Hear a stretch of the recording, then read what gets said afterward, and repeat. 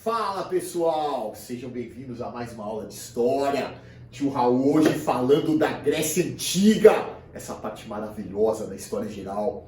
Apresenta a vocês a civilização berço da democracia e, de certa forma, a base e o pilar da nossa civilização ocidental. Pessoal, dando sequência à aula da Grécia, nós estamos agora no período arcaico. Depois da primeira e da segunda diáspora, o que aconteceu? Você vai ter a formação da estrutura básica da civilização grega, que são as cidades conhecidas como cidades-estado. O que são as cidades-estados, tio Raul? Na verdade, as cidades-estado eram as organizações que a Grécia possuía. Cada cidade era um próprio estado, ou seja, as cidades eram autônomas. A Grécia tinha a ausência de um poder central forte. Então não tinha um faraó como no Antigo Egito, ou um imperador como na Mesopotâmia. As cidades-estados, elas seguiam uma organização própria. E o mais interessante é que o relevo montanhoso contribuiu para o aparecimento dessas cidades.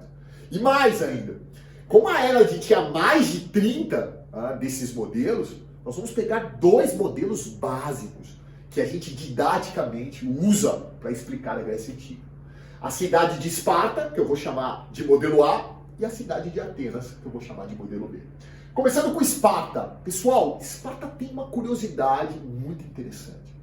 A cidade de Esparta, ela estava localizada mais ao sul da Península Balcânica. Era uma região que não era tão propícia à agricultura. Talvez por isso eles tiveram que se adaptar e, de certa forma, dedicar-se à questão das conquistas, das guerras. Então Esparta virou um estado belicoso, até pela sua origem. Os dórios eram muito mais violentos, por exemplo, que os jônios, que era a origem de Atenas.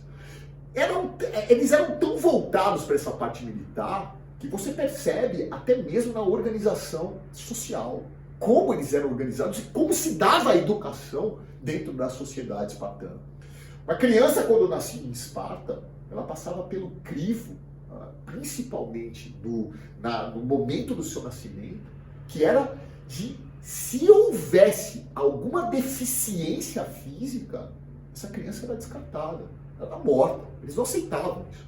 O processo de eugenia, de aperfeiçoamento da espécie, era um marco dentro de Esparta.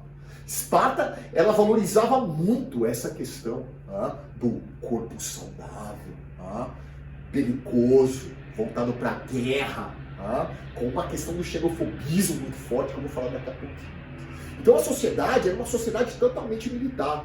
Aos 5 anos de idade, você era tirado do leito, caso você fosse um espartano, tirado do leito da sua família e passava por um treinamento que ia durar uma década. Talvez isso explique por que os espartanos foram o exército mais forte e talvez o mais poderoso que a história já tenha conhecido.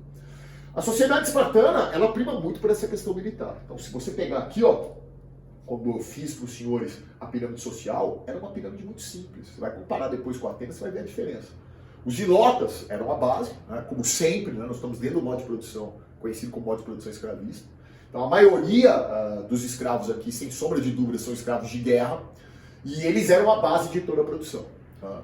Logo acima deles, nós temos os periecos. Quem não era escravo, que não se adaptou ao sistema, professor Raul, conhecido como regime militar deles, a educação militar, era o perieco. Então aqui você tinha de comerciante, artesão, proprietário, era a classe perieco.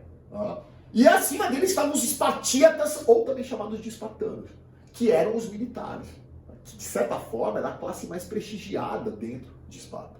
É interessante que, se você notar a questão política, você vai entender bem isso que eu estou dizendo.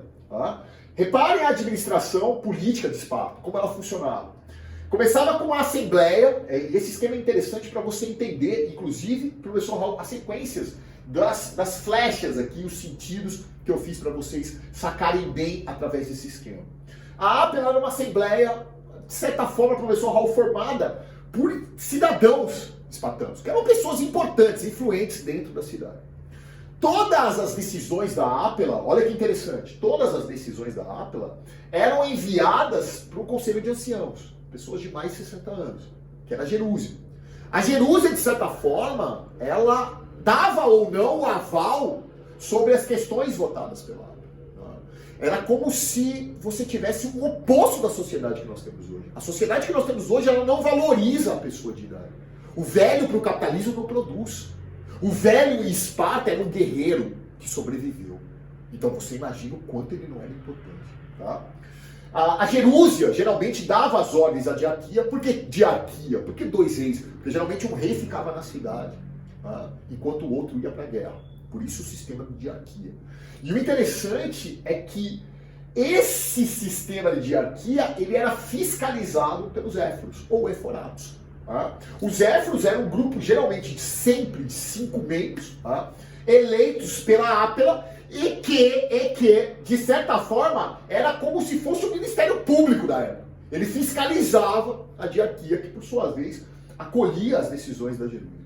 Tá? Então era um sistema mais complexo do que o sistema ateniense. Mas por esse esquema fica fácil para você entender.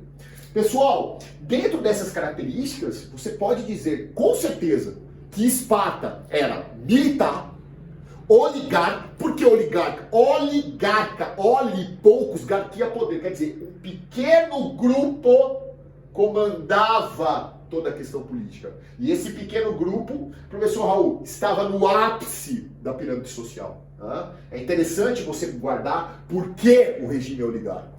Outro, xenofóbico, a versão a quem não fosse espartano. Se você não fosse espartano, você não era aceito como cidadão espartano. Não era. Tá? A eugenia, que é essa questão do aperfeiçoamento da espécie, que eles acreditavam piamente nisso. Tá? Eles tinham a ideia que geralmente o filho de um guerreiro seria um grande guerreiro. E a questão do laconismo, que é a valorização do guerreiro, desse silêncio. Até hoje você usa, para pensar, os adjetivos, como espartano, por exemplo. Você entra numa casa e fala, nossa, que interior espartano tem essa casa. O que eu quero dizer com isso? Quer dizer que é um interior simples, tá? Rude. Até hoje isso virou sinônimo do quê? Virou sinônimo de adjetivo, de tão forte que era essa menção que Esparta passou para toda a história da humanidade.